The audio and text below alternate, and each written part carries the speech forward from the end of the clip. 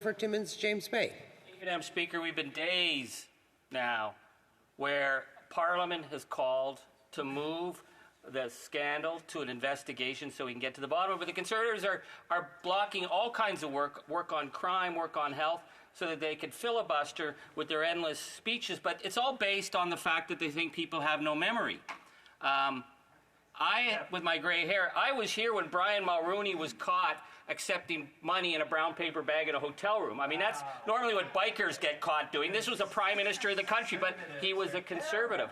I was here when Tony Clement took $50 million of border protection money and gave it out through his bogus little network for sunken boats, fake lakes, and gazebos. But here's the thing, Stephen Harper, remember during the pandemic when people couldn't go to work and the Conservatives were saying, oh, don't give them money, they'll make them lazy?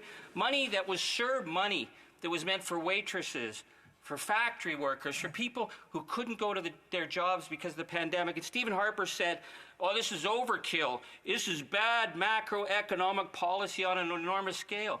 But what Stephen Harper didn't tell us, he was scamming the taxpayers for CERB money, for him and his associates. This is a guy whose claim, when he gets $250,000 a year in pension, is that you give him money for the advice of a G7 leader.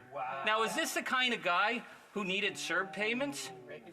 You'll never see a single Conservative stand up and say, pay the money back.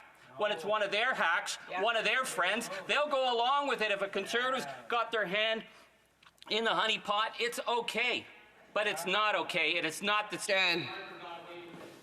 The Honourable